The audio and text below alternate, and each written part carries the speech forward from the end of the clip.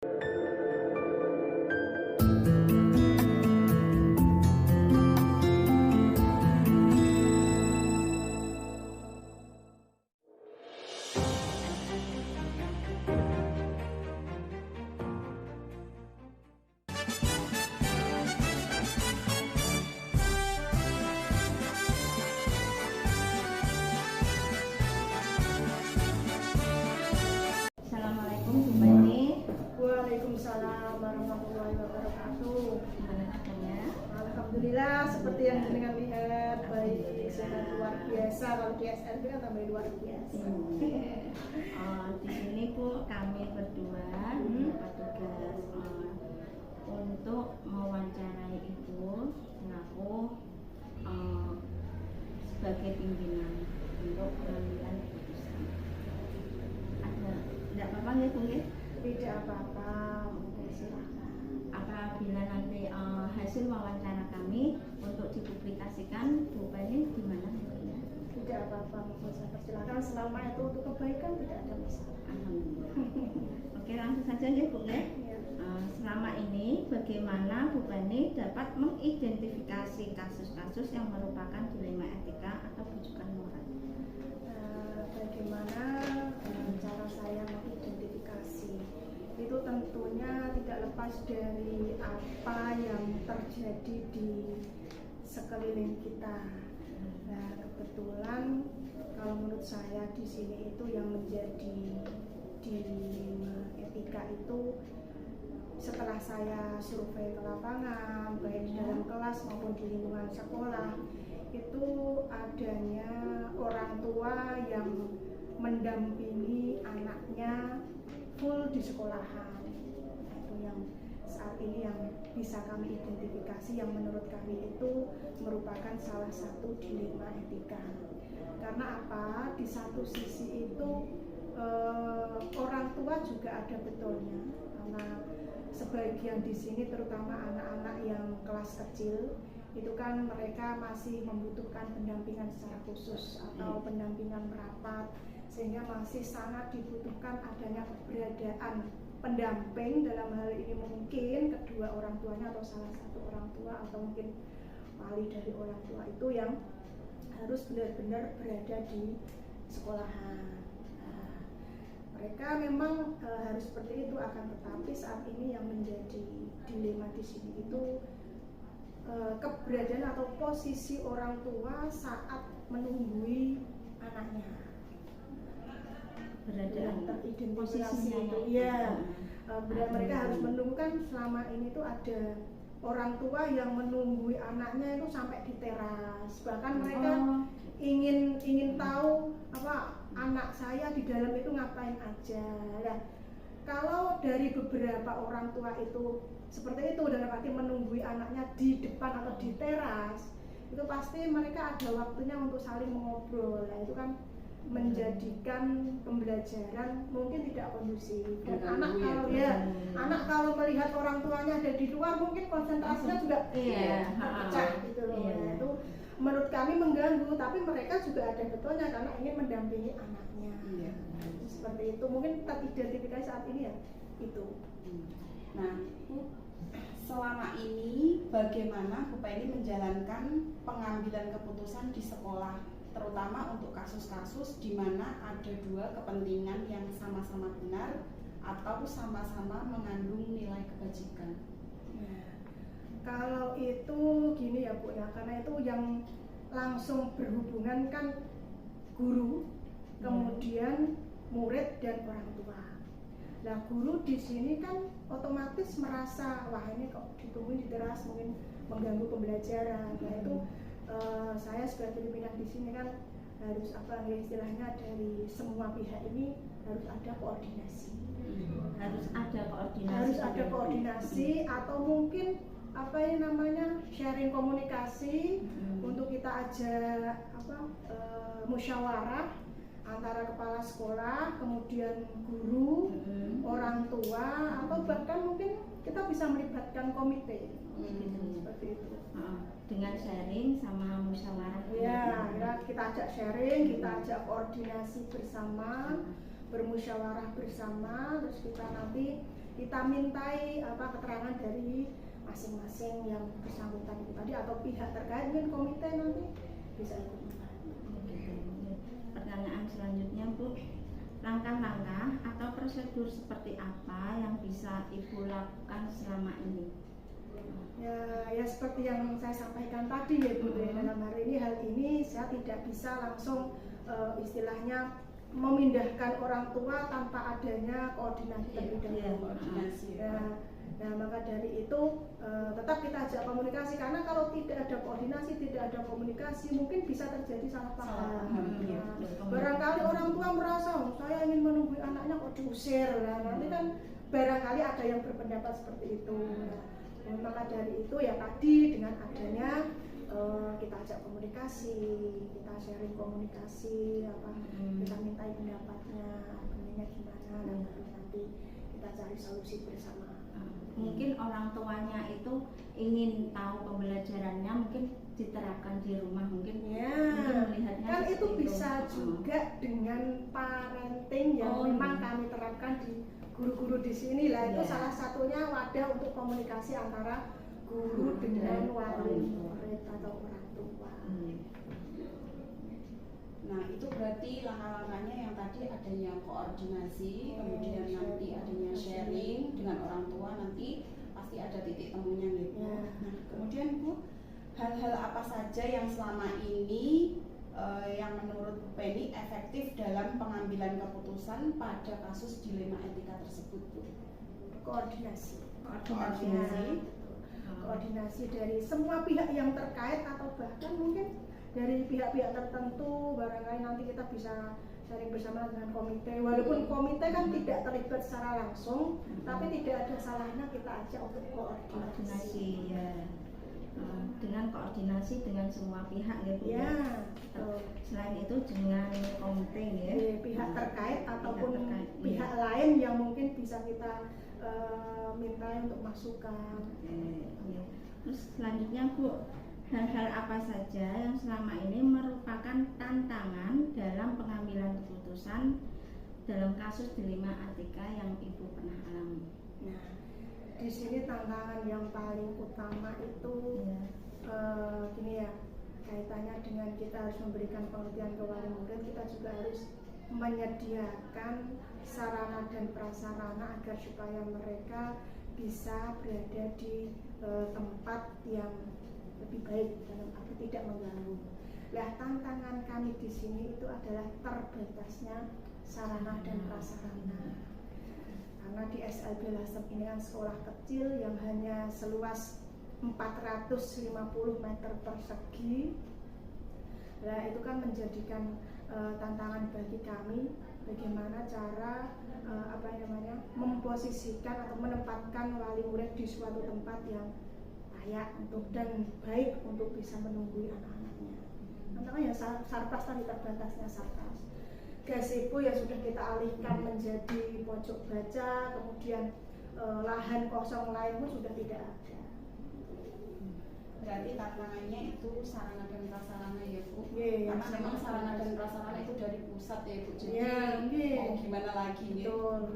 Nah Bu, selanjutnya apakah Bu Penny memiliki sebuah jadwal tertentu dalam sebuah penyelesaian kasus dilema etika? Apakah Bu Penny langsung menyelesaikan di tempat atau memiliki sebuah jadwal untuk menyelesaikannya, bentuk atau prosedur seperti apa yang Bu Penny jalankan? Ya, kalau saya sendiri di sini untuk jadwal memang belum kami buat, akan tetapi kalau saya seperti ini Bu, ketika suatu dilema etika itu muncul, ya kita berusaha untuk secepatnya menyelesaikan. Karena kalau ini berkepanjangan, kalau misalnya ada jadwal pun, kalau kita menunggu jadwal yang ada kan malah tidak efektif. Dalam arti masalah ini malah semakin berkembang. Nanti bisa jadi malah wali murid komplainnya kemana-mana gitu loh. Jadi memang tidak saya jadwalkan, akan tetapi ketika masalah ini muncul, ya saya sesegera mungkin untuk bisa mencari solusi. Diselesaikan secepatnya. Secepatnya. Terus pertanyaan selanjutnya Bu, adakah seseorang atau faktor-faktor apa yang selama ini mempermudah ibu dalam pengambilan keputusan dalam kasus dilema etika? Ya itu tadi, kalau pihak lain itu ya seperti komite ya. Kalau mungkin karena kami tadi tantangannya ada di Sarpras, lah kami otomatis koordinasi dengan cabang dinas lain atau cabang dinas kita ya, cabang dinas pendidikan, atau bisa juga ke pengawas, atau bisa kita koordinasi ke dinas pendidikan kaitannya dengan pemenuhan sarana dan prasarana yang lebih memenuhi atau lebih standar, sesuai standar. Pertanyaan terakhir Bu, dari semua hal yang telah Bu Penny sampaikan, pembelajaran apa yang dapat Bu Penny petik dari pengalaman dalam mengambil keputusan dilema etika ini? Kalau pembelajaran yang bisa saya dapatkan itu gini, kaitannya kalau kita itu menjalin komunikasi dengan baik dengan pihak terkait, dari tadi guru, wali murid tadi, ataupun pihak lain, dengan adanya koordinasi itu maka kita akan mendapatkan suatu masukan yang kemudian kita cari solusi bersama. Kalau dari pihak terkait itu mengetahui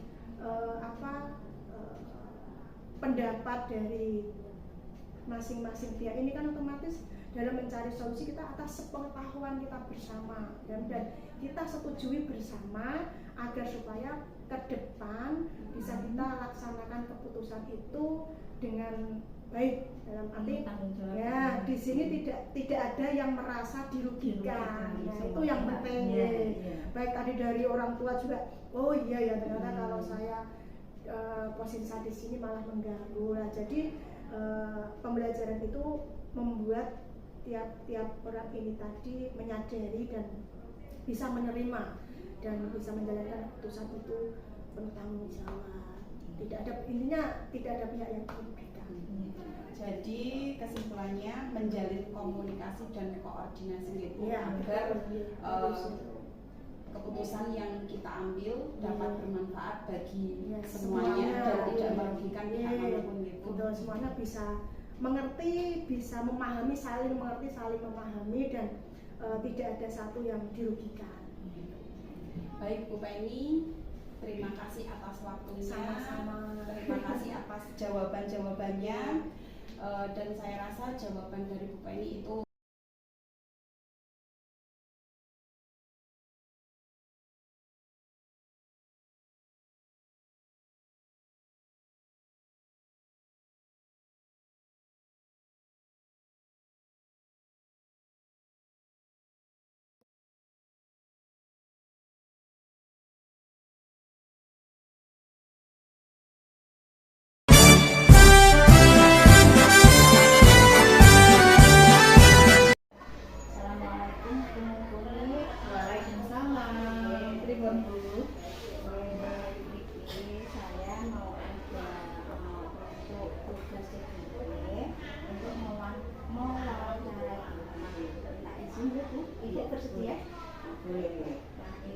terkait dengan pengambilan keputusan berbasis nilai-nilai kebajikan sebagai seorang pemimpin yang dilakukan di sekolah.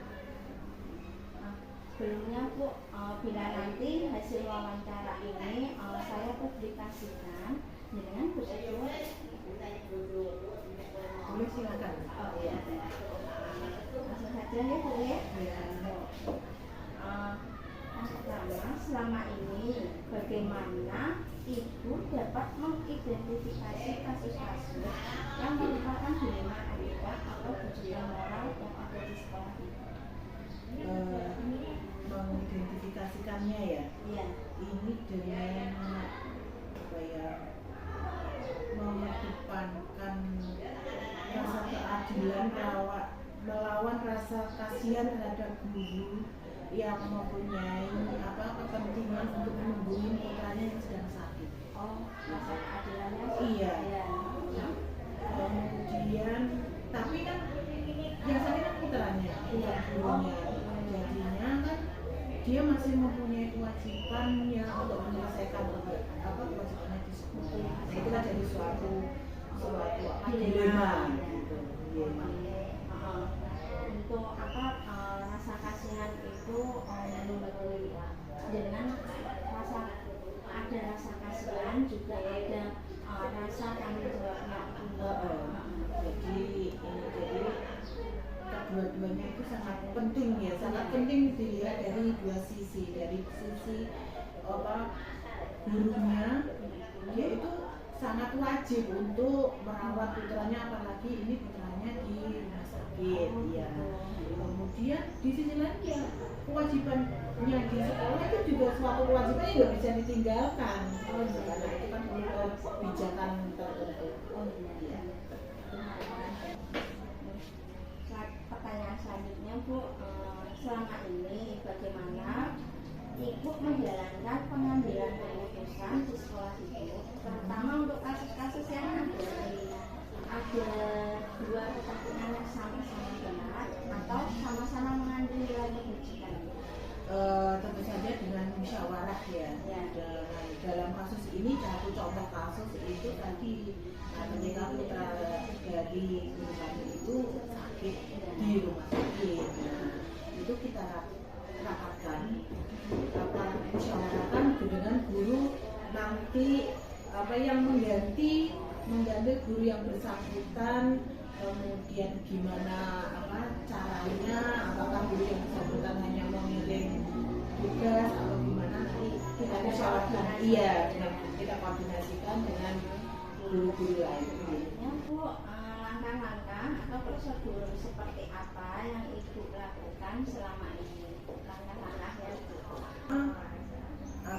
kalau kan mestinya guru yang bersangkutan minta izin ya, izin untuk tidak hadir di sekolah. Yang pertama memang itu jadi mengidentifikasi kasus dulu, memastikan benar nggak sih anak itu memang sakit di rumah sakit dan tidak ada orang lain yang bisa menungguin putranya gitu. Kemudian ya dengan ini bukti fisiknya ya harus melakukan surat dari rumah sakit. Kemudian ini setelah itu, karena memang dalam kasus ini di sekolah ini kan memang kebetulan yang bersangkutan itu adalah guru yang rumahnya jauh dan sini adalah ngekos sendiri dengan putranya, jadi tidak ada, suaminya kebetulan kerjanya juga di luar kota, jadi memang tidak ada yang menungguin gitu. Jadi itu kita musyawarahkan dengan teman-teman guru gimana untuk mengatasi ini. Kemudian misalkan memang putranya sangat parah, sakitnya parah dan itu memerlukan waktu yang lama, kita bisa saja memberikan cuti, haknya untuk cuti di luar taman. Bukan cuti dengan alasan penting, di luar. Berarti diambil cuti. Jadi oleh negara memperbolehkan untuk mengambil cuti dengan alasan penting kalau benar-benar anaknya itu rumah sakit keras. Selanjutnya Bu, hal-hal apa saja yang selama ini Ibu efektif dalam mengambil keputusan pada kasus kepentingan? Ini mengedepankan rasa empati kita, simpati kita terhadap apa yang bermasalah, yang mempunyai kasus itu, kemudian juga mengedepankan toleransi antara guru dengan guru yang lainnya. Iya, jadi kalau kita ini sudah bisa memahami dan kita akan mudah mengambil keputusan gimana baiknya untuk menyelesaikan masalah yang sudah ada sama-sama. Iya. Dengan mengedepankan rasa empati sama toleransi. Betul. Selanjutnya Bu, hal-hal apa saja yang selama ini merupakan tantangan dalam pengambilan keputusan dalam kasus-kasus yang dilema etika tantangannya? Dalam kasus ini problema klasik untuk sebuah SLB ya. Kita kekurangan guru, kekurangan ruangan. Jadi itu tantangannya. Kemudian di di mana kita itu kurang guru, dan guru itu yang kira-kira nanti mengganti itu tugasnya juga sudah full. Itu sudah, karena memang sistemnya kita kan guru kelas, jadi dia juga sudah mempunyai jadwal atau tanggung jawab sendiri di dalam kelasnya. Kemudian juga ini Bu, dalam kasus ini guru saya itu muridnya itu bayangkan 20 siswa per kelas gitu kan. Kemudian kira-kira guru yang ganti itu kan kita usahakan ini spesialisnya sama, jadi sama-sama, misalkan ini kan mengajar anak tunanetra, jadi guru yang ini yang sama lah. Jadi nanti pemberian materinya, pembelajarannya tidak jauh berbeda itu. Tantangannya itu. Jadi jika guru kurang, jumlah ruangan kurang, terus banyak kelas duduknya. Gitu. Itu memang terjadi di mana-mana. Iya. SMP seperti itu. Iya. Terus untuk pertanyaan selanjutnya Bu, apakah Ibu memiliki sebuah tata cara atau jadwal tertentu dalam siklus penyelesaian kasus dilema etika ini? Apakah Ibu langsung menyelesaikan di tempat atau memiliki sebuah jadwal untuk menyelesaikannya? Mungkin bentuk atau prosedur seperti apa yang gini, misalkan ya kemarin itu malam-malam saya dimintai izin untuk saya ini anak saya masuk rumah sakit seperti ini. Malam itu juga saya ini ya, terutama untuk saya koordinasikan dengan guru atau waka kurikulum itu kan gimana ya ini penyelesaiannya. Tetapi setiap hari kami itu mengadakan apel, kemudian kalau tidak apel di luar juga kami mengadakan pembinaan setiap pagi sebelum jam pelajaran dimulai dari jam 7 sampai jam 7:04. Itu kita mengadakan, ya ini gunanya untuk memecahkan masalah-masalah yang tiba-tiba ada gitu, ataupun masalah-masalah yang sudah ada sebelumnya. Gitu. Jadi memang kita jalankan setiap hari, kecuali hari Senin pun kita kan upacara jam 7:04. Nah, jam sebelum upacara kita briefing, semacam briefing dulu untuk menyelesaikan masalah-masalah gitu. Kalau masalah mendadak, ya biasanya kami melakukan menyelesaikan saat itu juga. Jadi selain itu jadwal juga melihat kondisi. Berarti melalui dengan briefing itu ya akan lagi setelah itu juga langsung saja keadaan langsung situasional gitu. Terima kasih Bu. Untuk pertanyaan selanjutnya, adakah seseorang atau faktor-faktor apa yang selama ini membantu Ibu dalam mengambil suatu keputusan di ya ini memang saya katakan pemimpinnya manajernya semuanya menentukan katakanlah ini saja yang membantu saya ya ini teman-teman guru dan karyawan ada di sini. Iya ya supaya berubah. Itu pertanyaan selanjutnya Bu, dari semua hal yang telah disampaikan oleh Ibu, pembelajaran apa yang dapat Ibu petik dari pengalaman Ibu mengambil keputusan dilema etika? Ini dalam melakukan atau menyelesaikan suatu masalah itu memang sangat perlu ya kita musyawarah, apalagi hal-hal yang seperti ini yang melibatkan orang lain gitu. Kemudian juga ini kita itu yang namanya manusia ini ojo egois, harus bisa mempunyai rasa empati terhadap orang lain atau terhadap apalagi ini terhadap sama-sama warga sekolah. Kemudian selain itu kan kita selain ini memberikan atau membantu menyelesaikan kewajiban guru ini di sekolah, kan kita juga mempunyai rasa ini loh kadang-kadang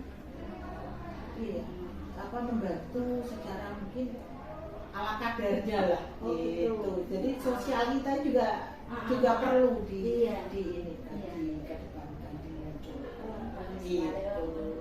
Iya, soalnya kalau kita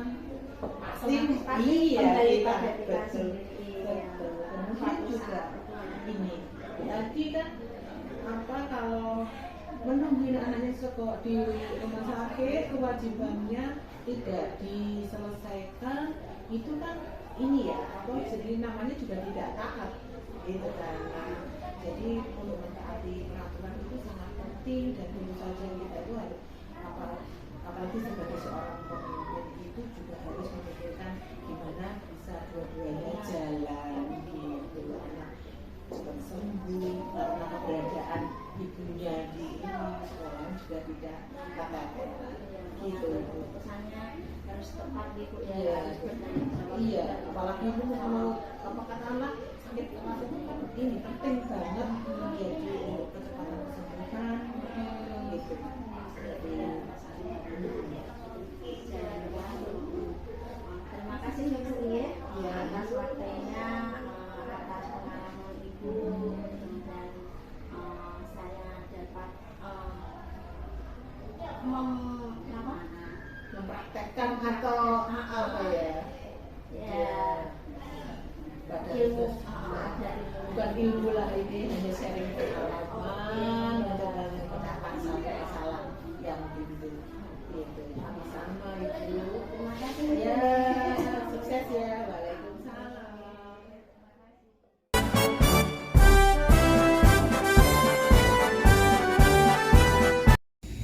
Assalamualaikum Pak Sudadi. Waalaikumsalam Bu, apa kabar? Alhamdulillah baik. Bapak sendiri pripun? Alhamdulillah sehat Bu. Berkat doa kita bersama. Nggih, Pak.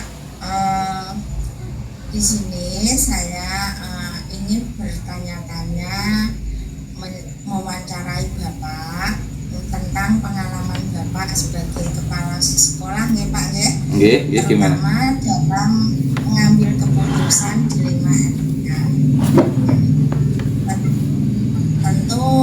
Tentunya Bapak pernah memiliki kasus-kasus seperti dilema etika nih Pak ya. Iya, pernah nggih.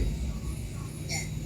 Sebelumnya saya bertanya dulu Pak, sudah berapa lama Pak Sudadi menjadi kepala sekolah? Sekitar baru 1 tahun Bu. 1 tahun perjalanan nggih. Iya. Oh iya. Tapi kelihatannya udah berpengalaman gitu Pak. Oke langsung aja ya. Selama ini Pak, bagaimana Bapak dapat mengidentifikasi kasus yang merupakan dilema etika atau rujukan moral Pak? Nggih. Terima kasih Bu. Memang kita di sekolah itu suatu saat selalu ada permasalahan. Suatu saat ada persoalan yang harus kita putuskan. Dan persoalan itu ada kalanya membuat kita masuk di dalam sebuah dilema.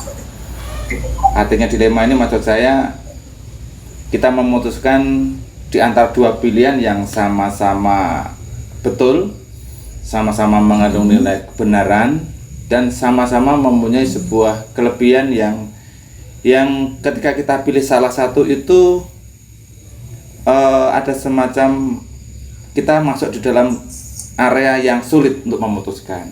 Jadi disinilah ketika ini saya mengidentifikasi sebagai permasalahan yang dilema etika karena sama-sama mengandung nilai kebenaran. Kemudian di sisi lain kita juga dalam perjalanan itu ada juga semacam masalah itu yang mana salah satunya itu menuju ke arah yang benar, sebuah pilihan yang kebenar, tapi yang lain itu menuju arah yang salah.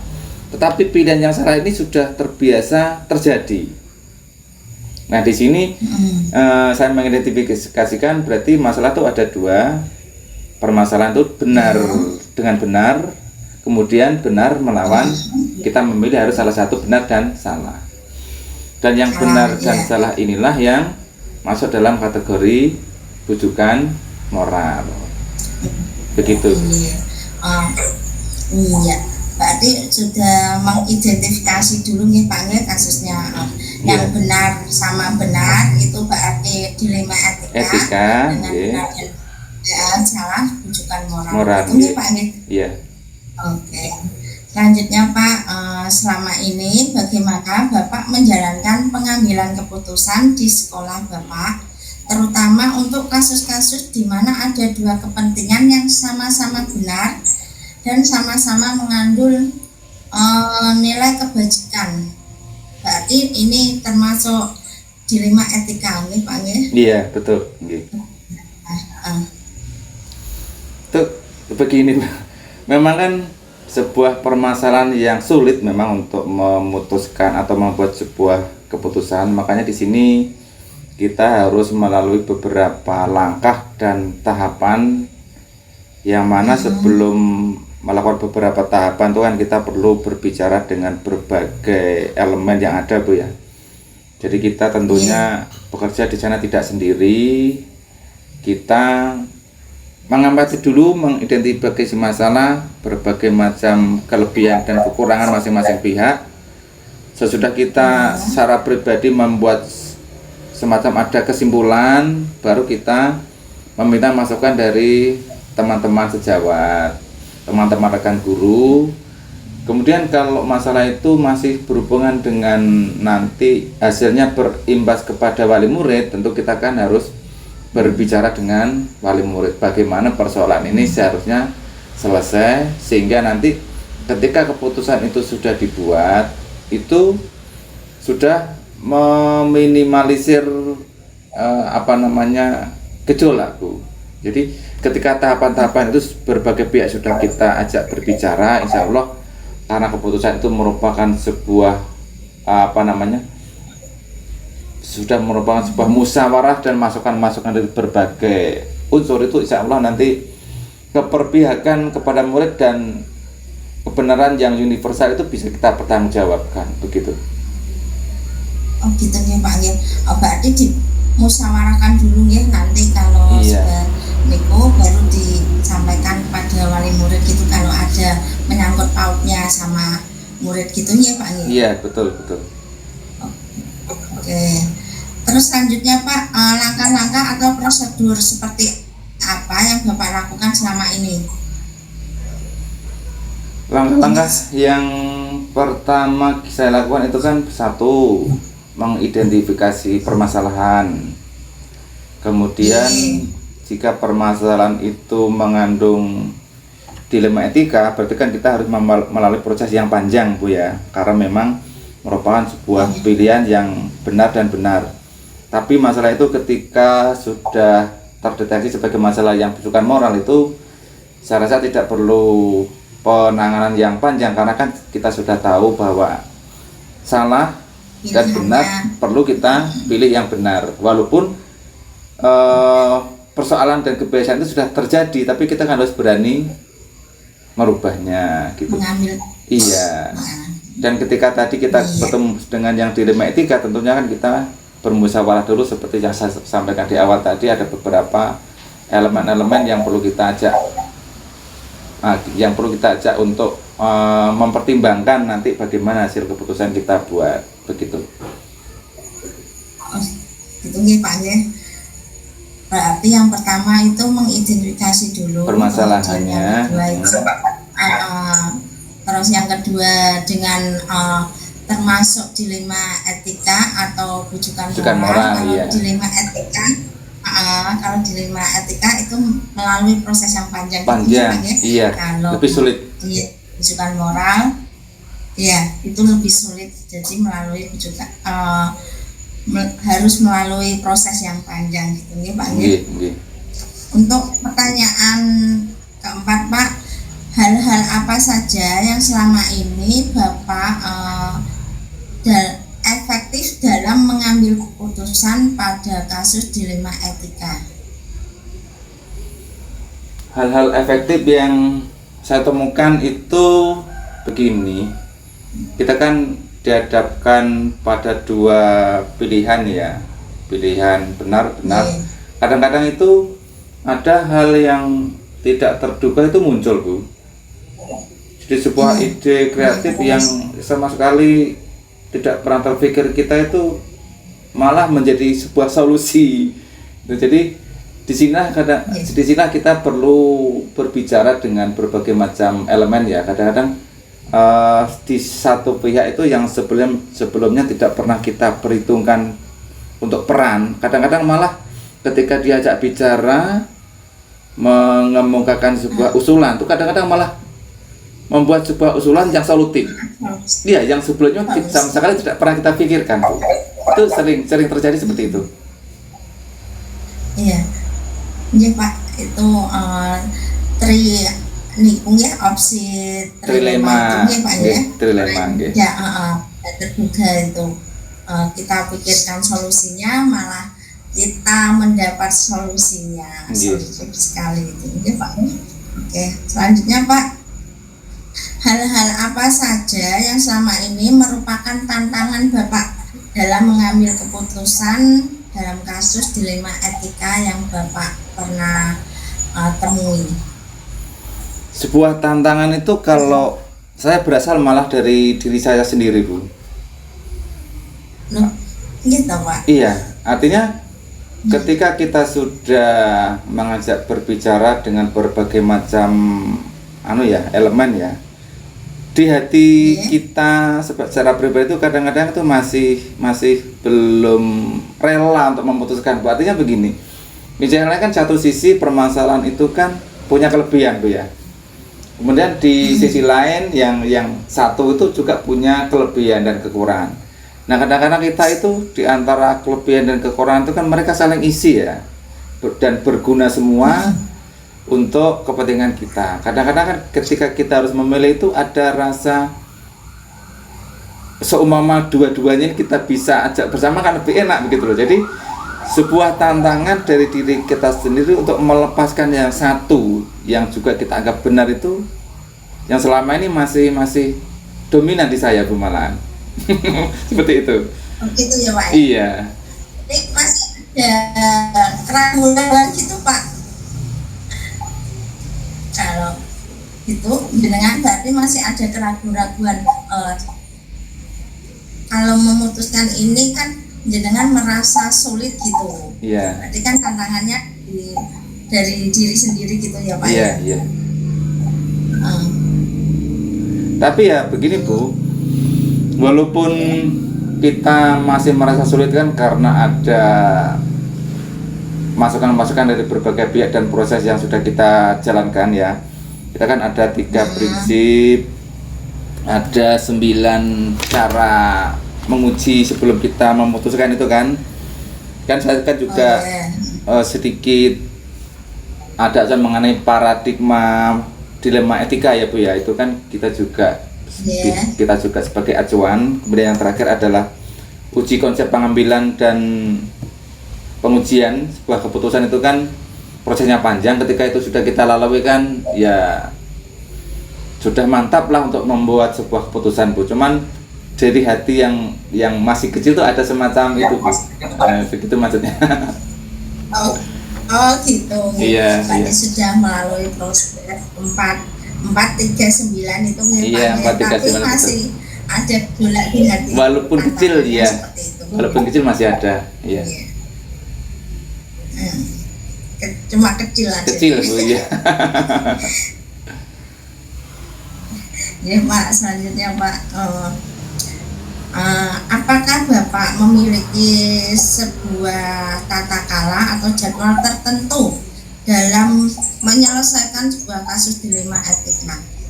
Apakah Bapak langsung menyelesaikan di tempat atau memiliki sebuah jadwal untuk menyelesaikannya? Bentuk atau prosedur seperti apa yang Bapak jalankan?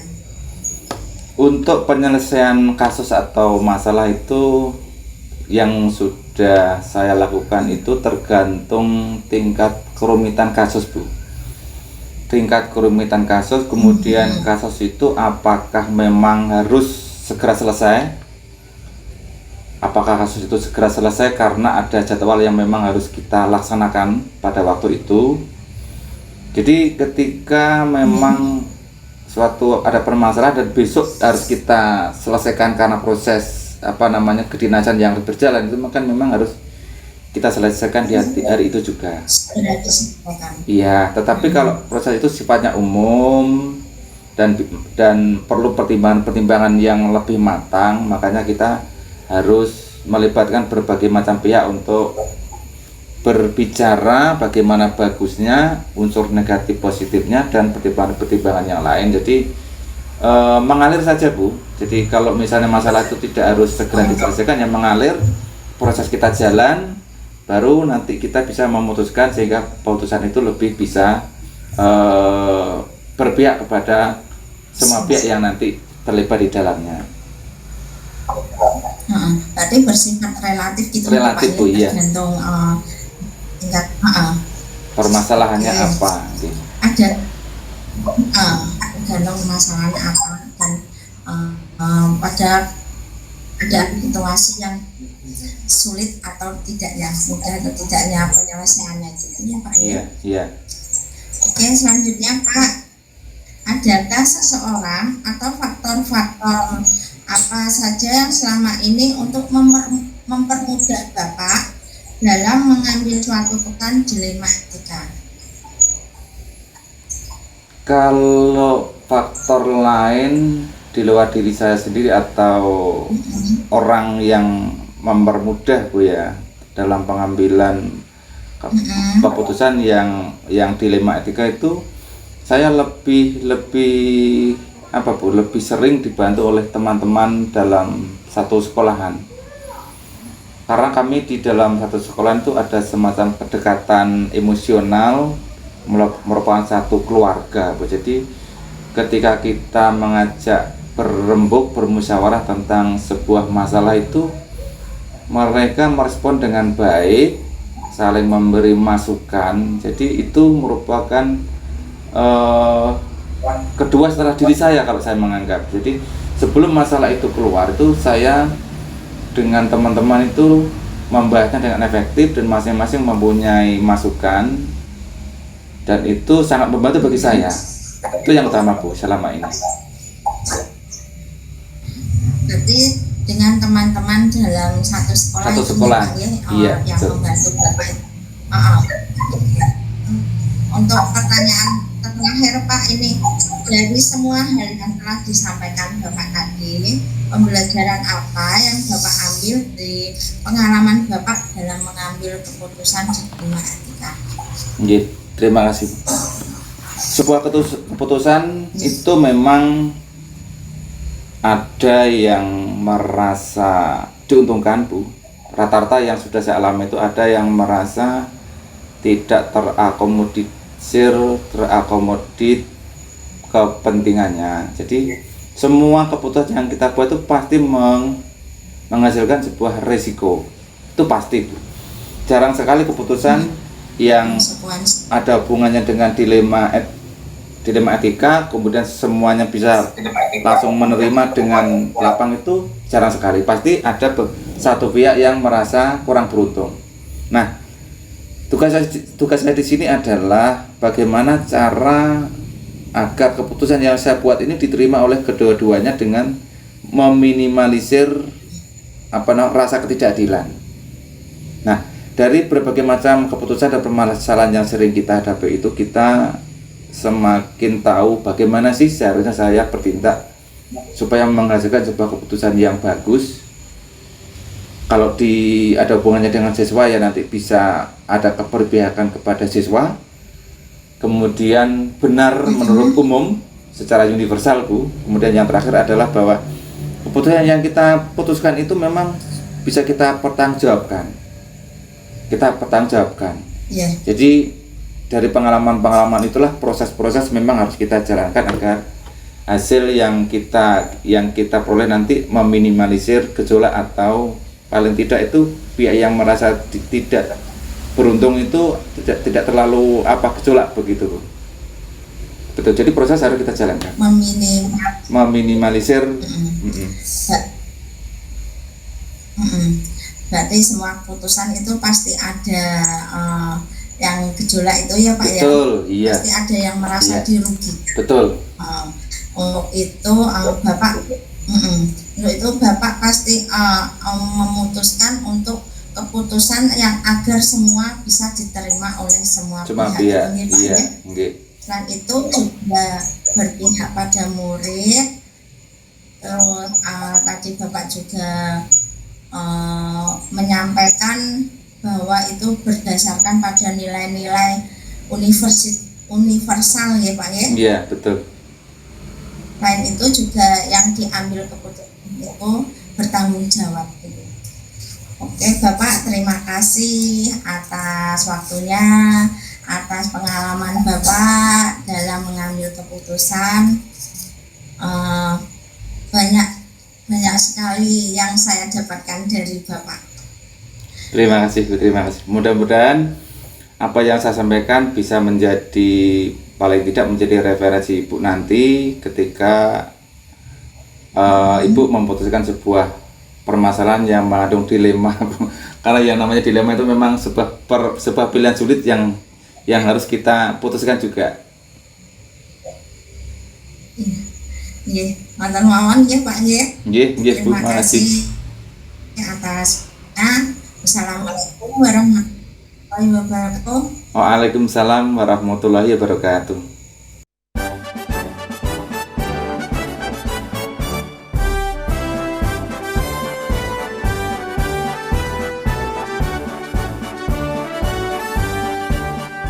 Bulatkan tekad, kuatkan hati, negeri ini memanggilmu kawan.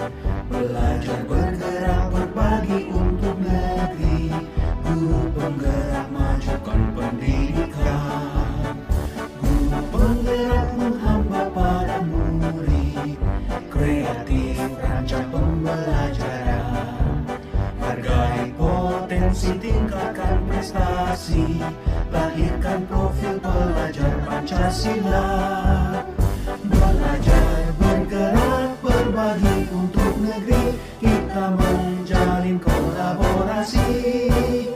Belajar bergerak berbagi untuk negeri, demi bakti pada Ibu Pertiwi.